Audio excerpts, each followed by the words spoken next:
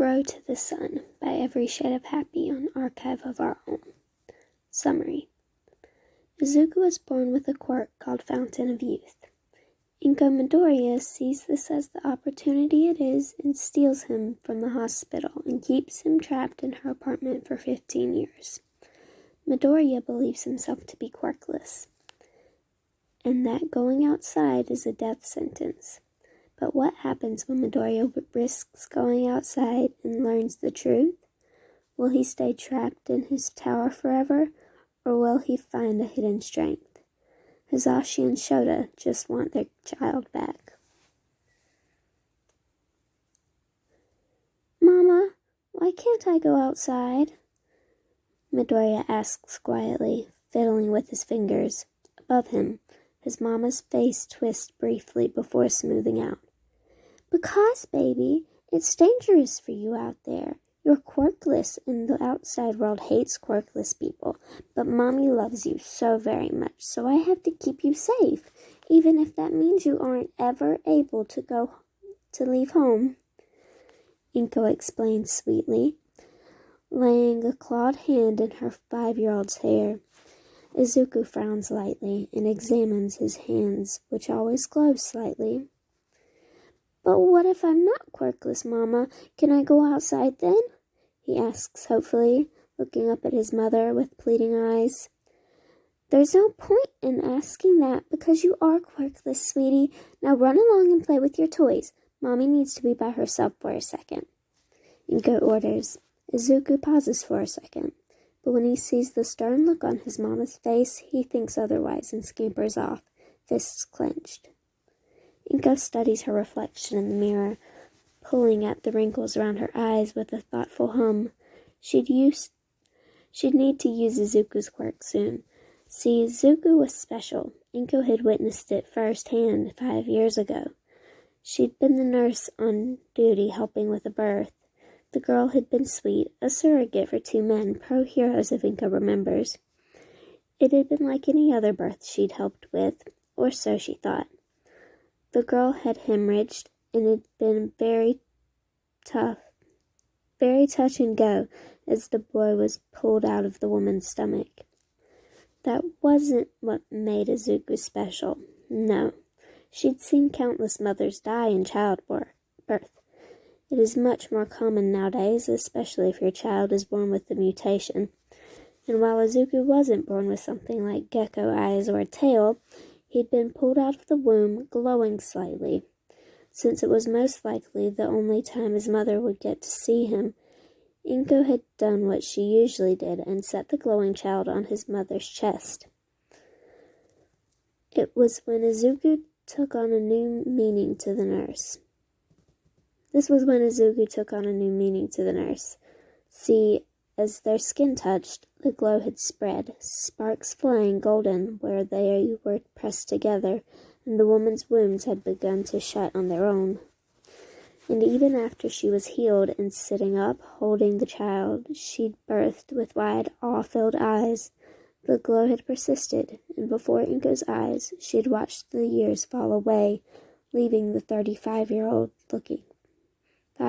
look fresh out of college.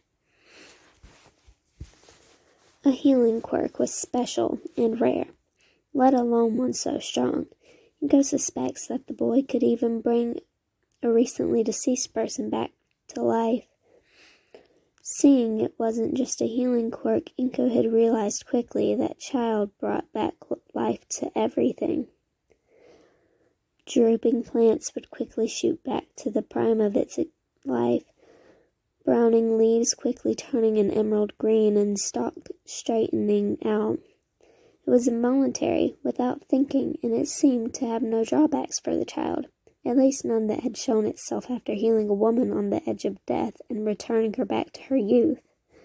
The boy was a living, walking, breathing fountain of youth. You could become immortal forever with that child. His quirk worked automatically on himself as well. Inko had watched the boy walk up with a cut on his hand that knit itself back together in minutes. And she suspects once he turns a certain age, he'll stop aging as well. So she'd done what anyone would have done, and snuck him out in the following pandemonium. Again, healing quirks are rare, and for one as strong as Izuku's to occur at his time of birth, the hospital was a wreck, and the heroes who were supposed to adopt the baby were fielding questions left and right. They had only looked at him once before the head of the hospital was dragging them away and asking if they would bring Izuku by every week to heal people. It had been easy, pathetically easy, in fact, to slip out with him that night, the child clutched close to her chest and her features covered. She still worked at that hospital, though.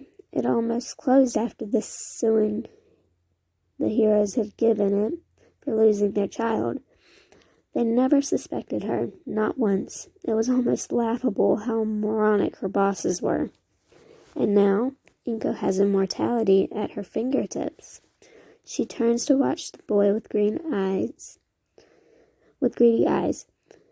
He's playing with a set of All Might toys she'd been kind enough to gift the boy. She would never let this treasure slip past her fingers.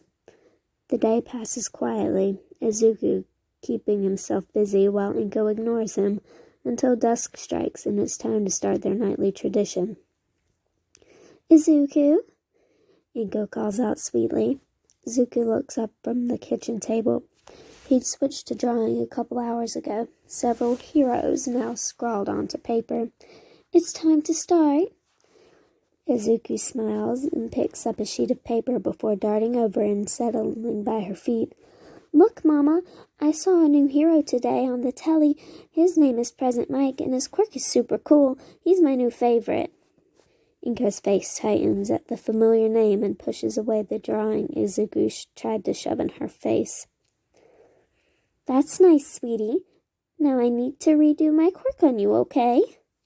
Izuku nods happily, undeterred by her frown, and turns around quickly. Inko picks up a brush delicately and begins to brush his hair and sing a song that Izuku should know well. "Flower gleam and glow."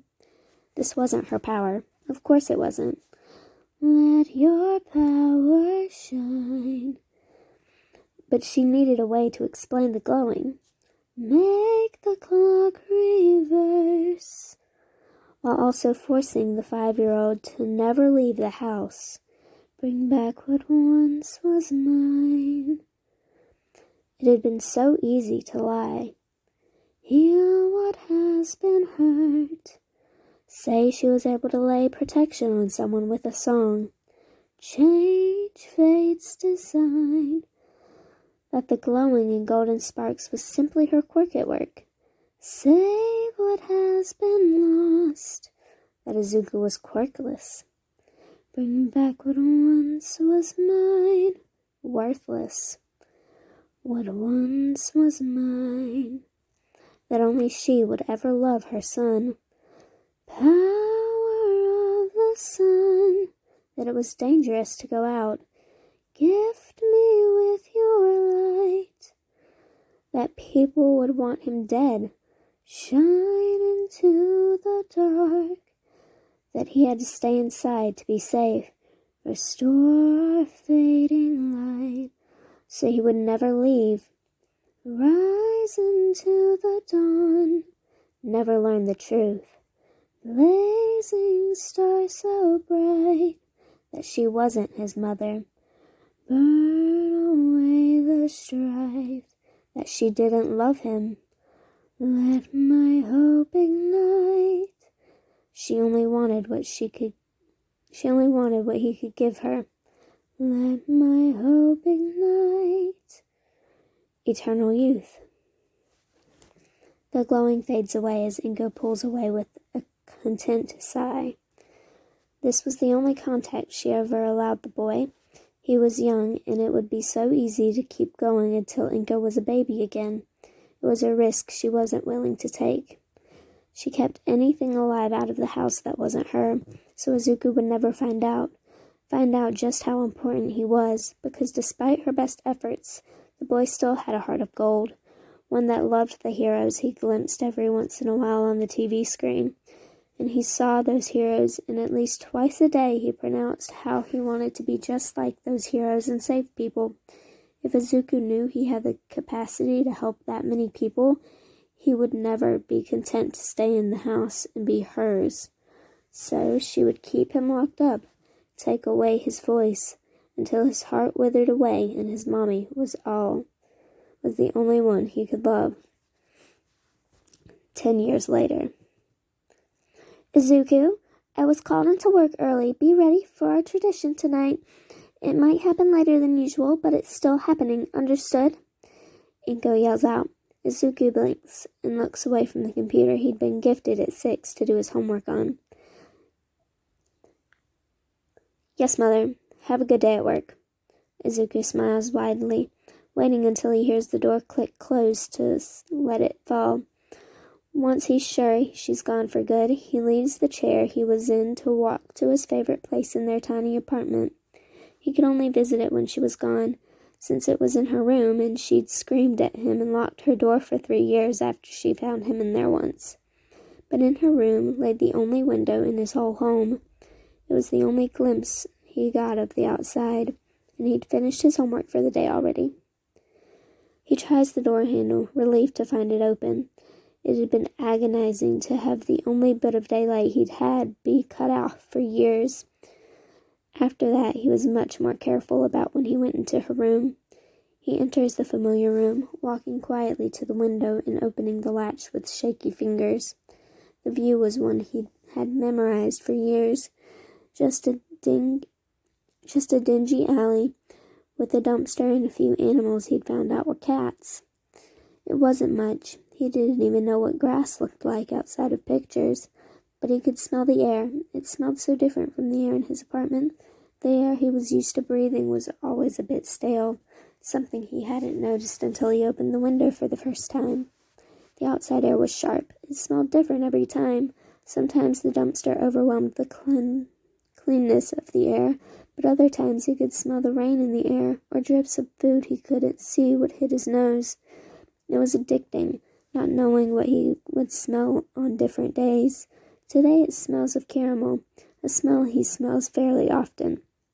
It's usually accompanied by a loud-mouthed boy, one he only sees glimpses of as he passes by the opening of the alley. He was blond and tall, and he usually shouted things that he had to look up after the boy left. He was lucky his mother no longer checked his search history or what he was doing on the computer. She'd want to know where he learned those words, though he already had crafted an excuse in case she ever caught him.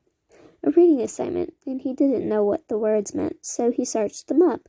She never minded as long as it was for school. And there were almost always explosions popping off of his skin, his quirk. Izuku had been so jealous of it when he first realized the quirks he'd seen so far, his mama's and the boy he dubbed Explodey,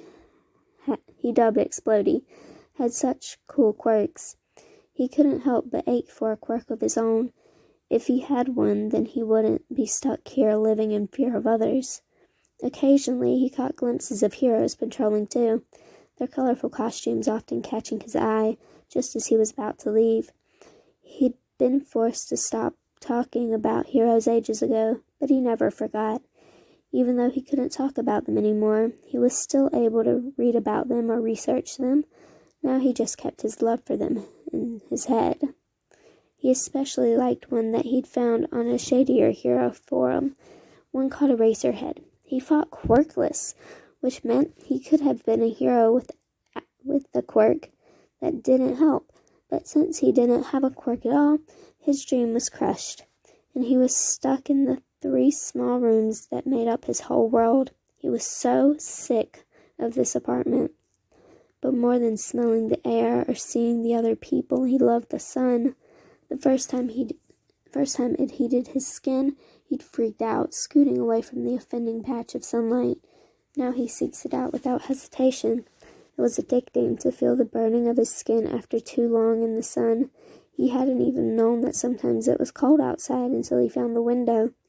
He'd had so much to learn after just one visit to the window, didn't know that there was a whole world that he didn't even know of.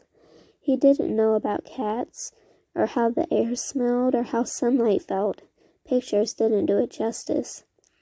Izuku stares out the window, watching the opening of the alley with wide eyes in search of something new to look at. It's a little after 3 o'clock, and Izuku knows his mama won't be home until midnight. It'll be a late night, since he can't go back to bed until his mama redoes the protection spell. But that just means he can see the stars again. Izuku also really likes the stars, but nowhere as much as the sun. Izuku startles when he hears something flutter right next to his ear, but relaxes when he sees a bird. Izuku cocks his head looking at it. He'd researched the tiny things floating in the air and found out they were called birds, and that they could fly, but he'd never seen one up close other than outside of pictures. This one is small and red. Red is Izuku's favorite color, and he can't help but reach out as if in a trance. He's surprised when it doesn't fly away, and that any that got close would immediately fly away as soon as Izuku moved, but this one just copies Izuku, cocking its head with a chirp. Izuku sucks in a breath when his finger smooths over the downy feathers. This is the only other living being he's touched besides his mother, and she hates touch unless it's during their tradition, and even then she controls where she touches him. It's usually just his hair, and that's it. He looked it up. Something called touch-starved. Izuku's eyes fill up with tears. The feeling of another living being underneath his fingertips overwhelming to the pale boy. It comes as a surprise when the glow that usually surrounds him spreads to the bird. It had never happened before. Didn't think it could. Mother put the quirk on him, not the bird. He flinches away when suddenly it shrinks. What?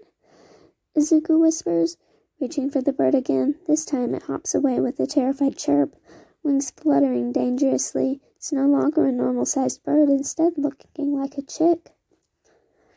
How did that happen? Was it a quirk? Do I have a quirk that only works on birds? Izuku whispers in shock.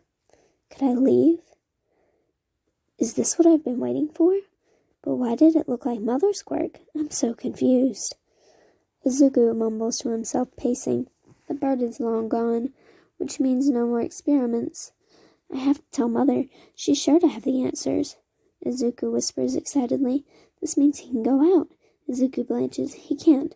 His mother will know he went near the window and be mad again. He can't tell her. What do I do? Izuku whispers. He spends the rest of the night deep in thought, barely noticing when his mother comes in and settles between her legs. As she begins to sing, Izuku tries to work up the courage to ask questions. She's quick tonight, most likely tired after her long day. Once she's done, she walks into the kitchen to get some water. Mother? Izuku tries, following her into the kitchen. Inko turns with an irritated smile. What, Izuku? I'm tired. Can't this wait until tomorrow? Izuku flinches. It's just, you're sure I don't have a quirk and I can't leave the apartment? I mean, maybe it just has a weird activation method. Inko snaps. How many times do I have to tell you, Izuku? You don't have a quirk and you never will. You will never leave this apartment. You're stuck with me. How hard is that to believe? Understand? Do you want to leave me? She screams, slamming her hands down. Izuku jumps, not noticing the pen that flies off the counter. No, I love you, Mother. I just thought I would ask. I mean, maybe if I don't tell anyone, then surely I could just stand in the grass or... I don't want to ever hear you ask to leave this apartment again, Izuku. Inko hisses, struggling not to lose control of her real quirk. The urge to pull on his heartstrings is strong. She takes a few moments to get back under control before looking at Izuku. He looks like someone killed his puppy. Great. Now she has to pretend she's sorry for snapping. I'm sorry, Izuku. I didn't mean to snap. I just worry about you. After all, you're my sweet boy, and I don't want you to get hurt. Please don't ask me again. Izuku nods softly. Of course, Mother. Inko smiles tightly. Now, I have some bad news for you, Inko says. I have to spend a few days away from home, only a week, but we won't be able to do our protection spell. You'll still glow since I've been doing it nightly for the last 15 years, but you mustn't leave the apartment. I'm trusting you. I'll leave you food and a phone in case you need to get in contact with me. I need you to promise me you'll be safe. Izuku's eyes widened. She'd never left before. What had changed? Can I ask why you're leaving? Izuku whispers, trying to keep the excitement out of his voice. Family problems, Inko mumbles absently. She's had a long day, and now because her bitch of a mother is dying, she'll have to leave her treasure. Family problems? I didn't know we had any other family. Why don't they visit? Can I meet them? Inko sighs. Sweetie, they also hate quirkless people. That's why they don't visit. And no, you can't meet them. Now go to bed. I'm done answering your questions. I have to get up early tomorrow. In fact, I probably won't even see you in the morning. I'll be gone for a week, okay? Izuku nods slowly. Okay, Mother. I love you. Inko rolls her eyes. I love you too. Now go to bed. Inko sinks onto the couch. She just wants to relax without having a brat up her ass all the time. Izuku does as he's told, slowly, mind whirling with the possibilities. As he enters his room, a thought strikes him. He could leave. At night, sure, but he could leave. And she wouldn't find out. Izuku's breath catches. He could leave. The next day passes agonizingly slowly. He made up his mind last night. He was going to leave the apartment for the first time in 15 years, and he would feel the grass beneath his feet. He had to wait for nightfall, though. So he didn't run into anybody. He was going to be safe just like his mother wanted, and if he proved that he could handle himself, maybe she would let him leave more often. Like his mother had warned, she had been gone when he woke up, but there was food in the fridge and a phone on the counter with her number in it. A note on the counter said she would call at 5 o'clock every day. When nighttime struck, Izuku couldn't wait. He'd already tried the door to find it locked. Even if he knew a way to get out of it, he wouldn't want to leave it unlocked. What if someone tried to get in? Instead, Izuku ties a bunch of sheets together, making sure they're tight enough so that they won't untie on his way down.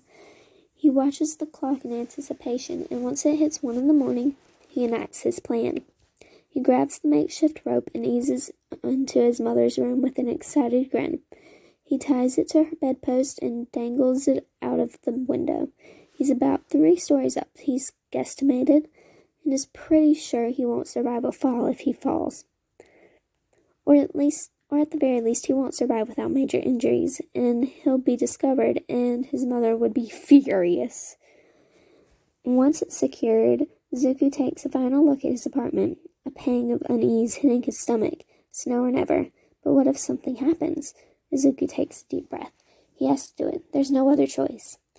With an unsteady stomach, Izuku swings a leg over the window frame and eases outside.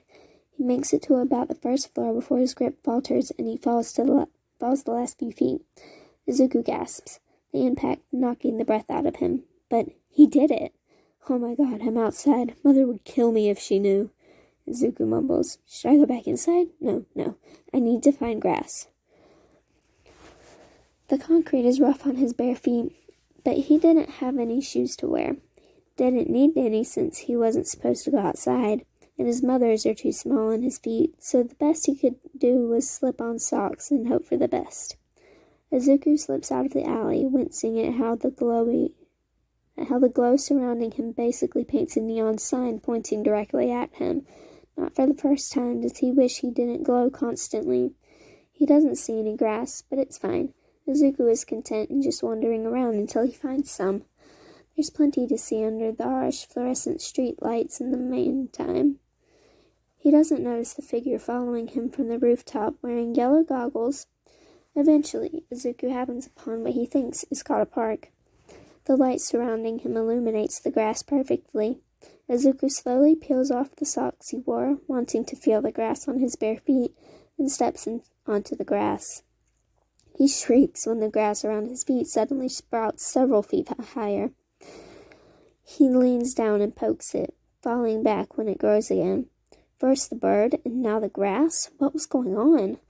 His mind struggles to come up with a solution. It had to be a quirk, right? But Mother's quirk didn't work like that. And there was no way he got hit by another quirk. He hadn't even met someone face to face besides his mother, which means it was his quirk. The glowing was his quirk. It had to be, but why would his mother lie? It didn't make any sense. Izuku grabs his head angrily. He's not sure what it means, but he needs to figure it out. At the very least, it was obvious that his quirk only worked on living things, which made sense, since the only living thing he was allowed to touch was Mother, and even then it was limited, which means Mother knows what his quirk is and lied. But why? Why? Izuku was broken out of his spiraling thoughts by a rough voice behind him. "Kid," Izuku screams. "He's been caught, but he's quirkless. They're going to kill him. No, he's not quirkless." Aizawa Shota holds his breath behind the slightly glowing kid in front of him. He'd only ever seen his kid once, when he was a baby, but that glow was so familiar. He didn't want to get his hopes up, but here was a kid who looked the right age and glowed like he did all those years ago, before he was snatched, before they could properly meet. Shota watches the kid whirl around with terror-filled eyes. He'd smile, but he's been told his smile is terrifying by more than one person. Are you going to kill me?" Izuku whispers with a tremble. Shota frowns behind his capture weapon. Why would the kid think that? "No, I'm a pro hero. I saw a kid wandering and figured I would investigate." Shota explains calmly, not making any sudden movements, and even though Izuku's mind is filled with confusing thoughts and the panic of being caught, he can't help the excitement of meeting a real pro hero. "But don't you hate quirkless people?" Izuku whispers, gut churning unpleasantly. I mean, sure, he might not actually be quirkless, but maybe this was just a weird side effect of his mother's quirk. Shota's eyebrows furrow. The kid was obviously not quirkless, and even if he was, it wouldn't matter. The kid leans back, and Shota watches with wide eyes as the grass behind him shoots up. It had to be, after years of no leads, and had he really found his kid on a patrol? He lets his quirk flare up, and just like that, Izuku's glow is gone, the two of them falling into pitch darkness beside Shota's glowing red eyes. Shota releases after a few seconds. "Kiddo, I don't know why you think you're quirkless, but you clearly aren't. I mean, you're glowing, and I just watched that grass shoot up as soon as you touched it. The fact that I was able to erase your quirk says it all." Shota mumbles. His fingers itch to just grab his kiddo, but he knows that will terrify the kiddo. While Shota and his husband Hisashi have considered this child to be theirs all these years, even if they never got to truly meet him, the kid on the other side of the spectrum doesn't even know who they are. The thought stings. They've kept a room open all these years in the hopes they might one day be reunited, but this kid doesn't know that. He has to tread carefully, make sure it was really their kid. Though he has almost no doubts anymore. Really, his only doubt is that it could happen after all these years. It's too good to be true. He'd almost given up hope after all these years. Izuku blanches. The hero feels familiar. Most likely Izuku read up on him years ago before his mother insisted that he couldn't anymore. No, that's Mother's quirk. It just has weird effects. It's supposed to be a protection quirk. Izuku mumbles, trying to swallow the bile threatening to come up. "Kid, I can't erase the effects of someone's quirk. I erased the direct quirk factor. If that was your mother's quirk, then I wouldn't have been able to erase it." No, Izuku screams, mind completely breaking. He has a quirk. His mother knew of it. She lied. Why is she lying? What does she want to hide? Shota stumbles back in shock, watching the kiddo's eyes slowly turning gold, until you couldn't even see the whites of his eyes past the golden glow. Lines of molten gold trailed down his cheeks. Tears, Shota thinks. Why would she lie? Izuku shrieks, power leashing out. Waves of green grass explode from his feet, concrete cracking to let gnarled roots erupt out. and even Shota is caught in the wave. He watches as the scars that decorate his hands slowly fade, and he's sure if he looked in a mirror he'd see far less worry lines than he usually has. Shota does the only thing he can think of and cuts his quirk off. The kid stumbling like Shota just hit.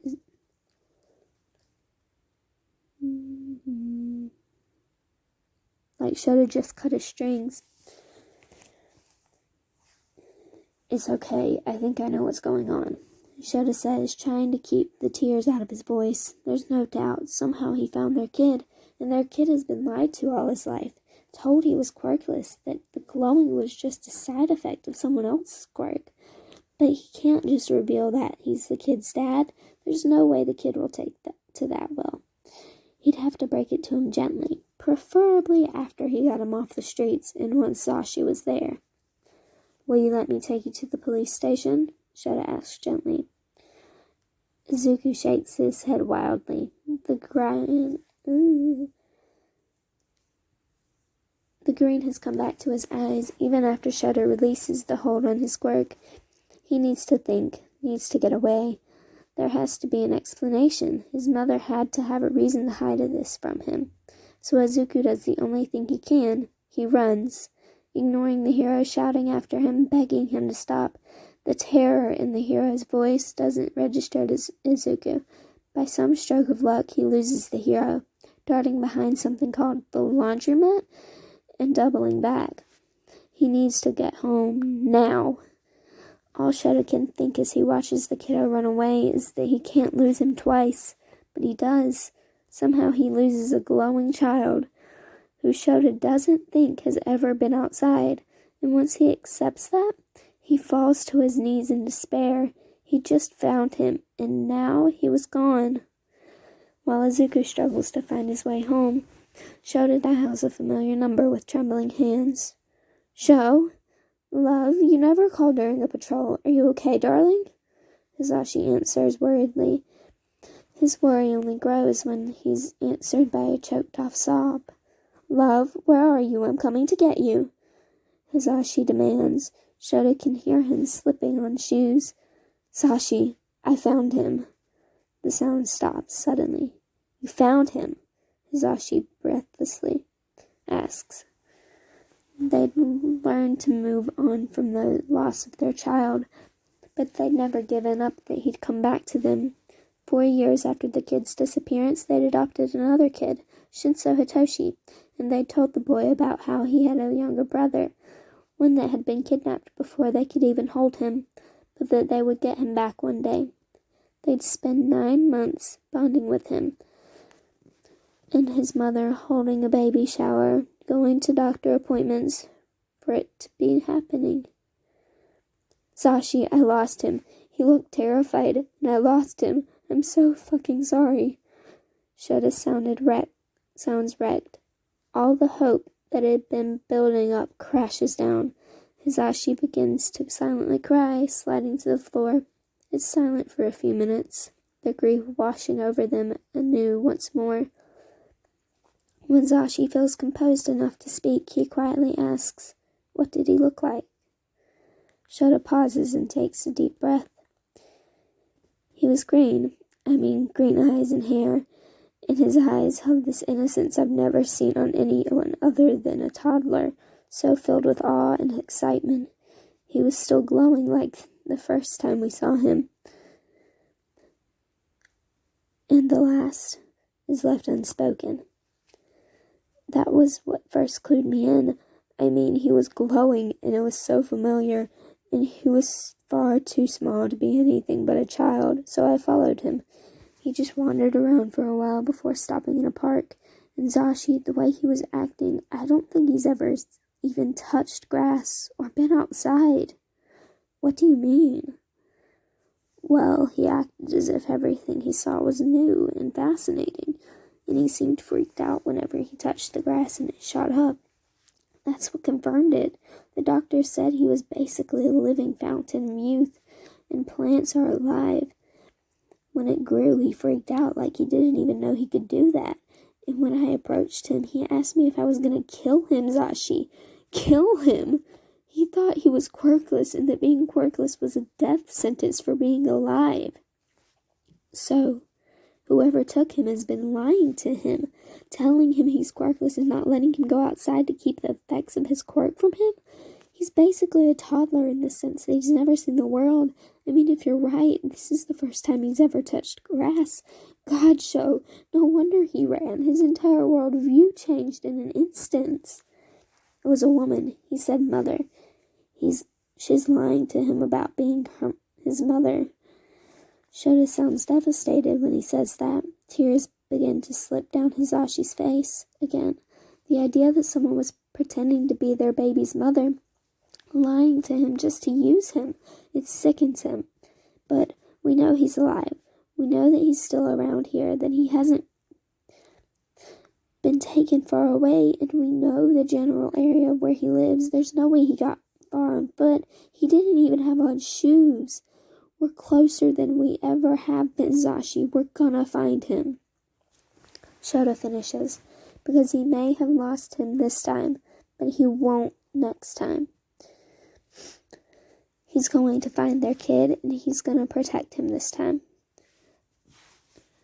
I'm going to wake Toshi. He deserves to know what's going on, and tomorrow morning we need to go update Sakachi. This is the biggest break we've had in years. The only reason the case hasn't been officially closed is because we're heroes. Okay, I'm coming home. I'm not in the right mind to be patrolling. I'll see you soon. Love you, Zashi. Love you, Sha. The rest of the week flies by in a mind-numbing haze for Izuku.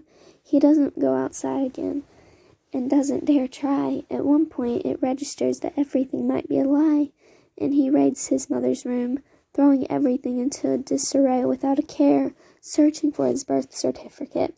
When he can't, he turns to the internet, because surely, if he was taken, then it would be on the news. And it is. There are several articles of a glowing baby kidnapped from a hospital with no new leads. It's the same hospital his mother works at. She took him. His entire world is shattered. When he finally feels like he can move again, a day before his mother comes home, he thinks of what to do. If he stays, he'll get caught up in her web of lies again, and he doesn't think he'll get out again. He wants answers, wants to confront her, but it's too risky. So that night, he packs a bag and slips out the window. He's not sure where to go or what to do, but eventually he ends up outside the park. He doesn't take off his socks this time. He steps on the grass, dragging his feet over to a swing and settles on, swinging slowly. He's there for who knows how long before he hears a thump. He turns, eyes dull, to see the same hero from that night. Kiddo. Izuku mumbles listlessly, turning away. Are you okay? Izuku begins to laugh hysterically. Am I okay? What do you think? I'm not quirkless, and I looked it up. I was kidnapped. My entire life is a lie. And now I don't even have a family. Who would keep looking for 15 years for a kid they didn't even meet? I left before I could confront my mother, but now I don't know what to do. Of course I'm not okay. Izuku bursts into sobs, grinding his hands against his eyes.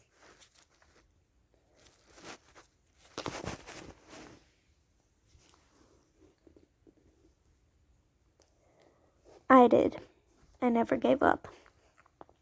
Izuku freezes, tears slowly stopping as well. What? Sorry. I never gave up, kiddo.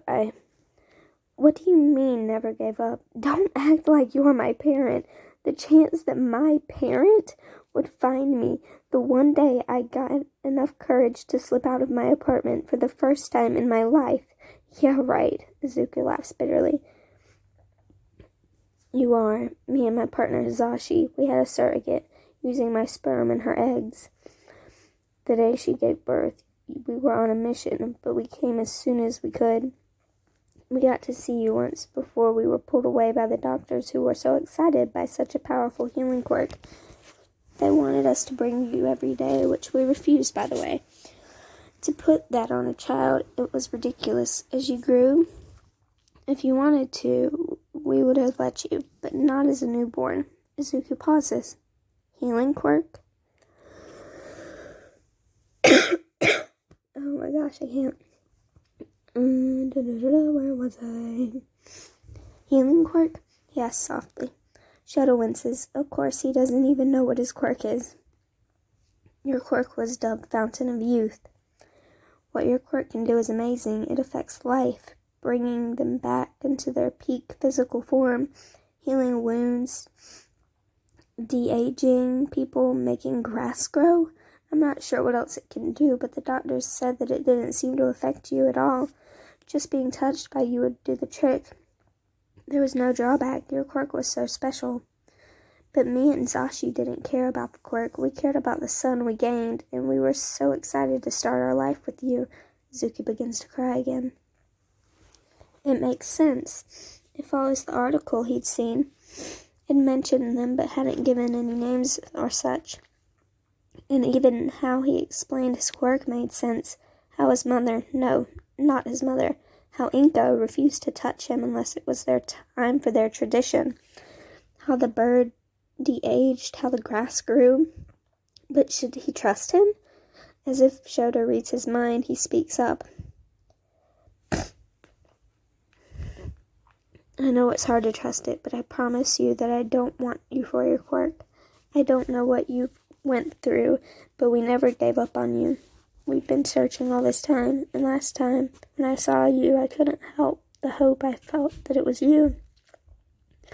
The glowing reminded me of the baby I'd seen in the NICU, and then I saw the grass, and then you de-aged me a bit, and I knew it was you. Do you have proof? Izuku whispers. I have a picture of us standing in front of your crib. It was the only picture we'd ever gotten, and me and Zashi treasure it with all our hearts. I can show you it. Izuku nods, wiping at his eyes. And since biologically I'm the dad, I can get a DNA test taken. He approaches carefully, opening his wallet and pulling out a well-loved photograph.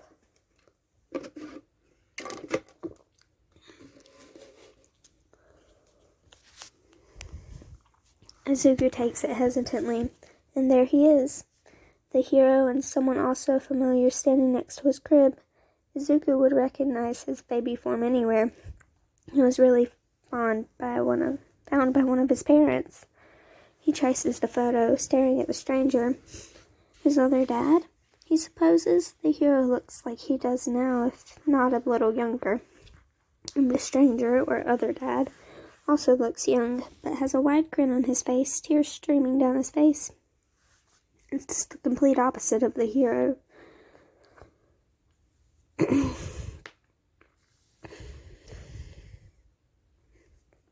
Of the hero's tiny smile in the photo. You never gave up? Izuku whispers hoarsely. Never. Izuku looks at the man in front of him with tears in his eyes. He searches desperately for features they share, and he can see it in the hero's nose, his eye shape. This is his real parent. He chokes up, reaching forward tentatively before flinching back. If what this man said was true, then he couldn't ever touch someone for an extended amount of time without de-aging them. The hero smiles softly, not bothering to hide it, and wraps a hand around Izuku's eyes, flaring red.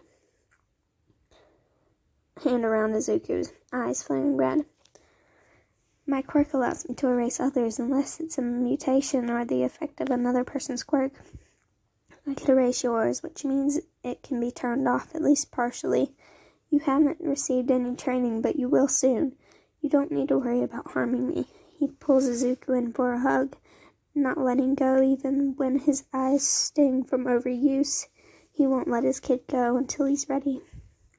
It takes a while for either to be willing to let go. Shoto whispering little facts to the crying boy about how Hisashi would get up early to make pancakes shaped like smiley faces, about he has a brother named Hitoshi, and how they have 4 cats. how it could be their life soon. That Izuku just needs to take a leap of faith. Izuku smiles watery when they do pull away eventually. My name is Izuku, Izuku says, and I want my real family. Shota smiles back. Tear tracks drying on his face. My name is Shota, and your real family has been waiting a very long time to meet you. Oh gosh. That was a lot. Hold on a minute.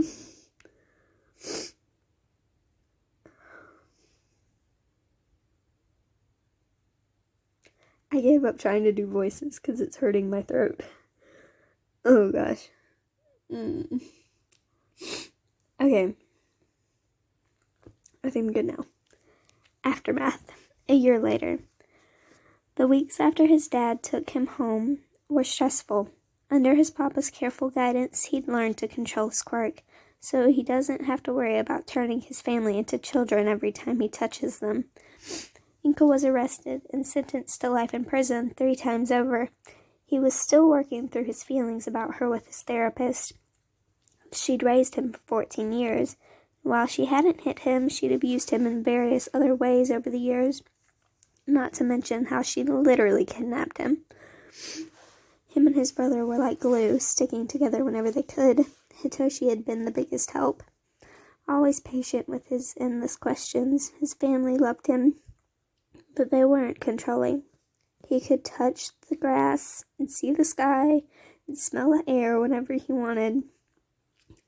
They had movie nights weekly and ate dinner together. His parents tucked him in and made him feel cherished in a way he never had.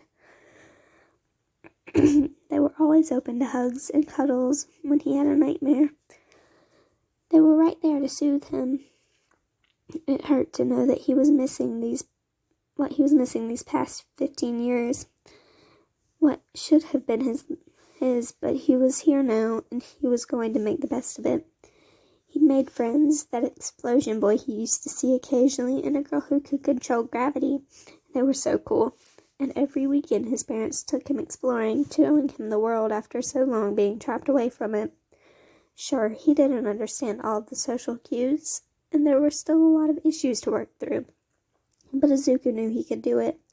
And best of all, his childhood dream had been rekindled, and now he was in the hero course, training under Recovery Girl with his friends and brother. It wasn't a life he ever thought he could have, but it was a life he was so happy to have found. He loved his family, his friends, and the new world which was finally within reach. Okay, that's the end of... Let me scroll back up. Grow to the Sun by EveryShadeOfHappy on AO3. Okay, I'm really sorry. I got choked up, like, halfway through. I think I'm starting to get sick. Flu season is great. But yeah, that's the end.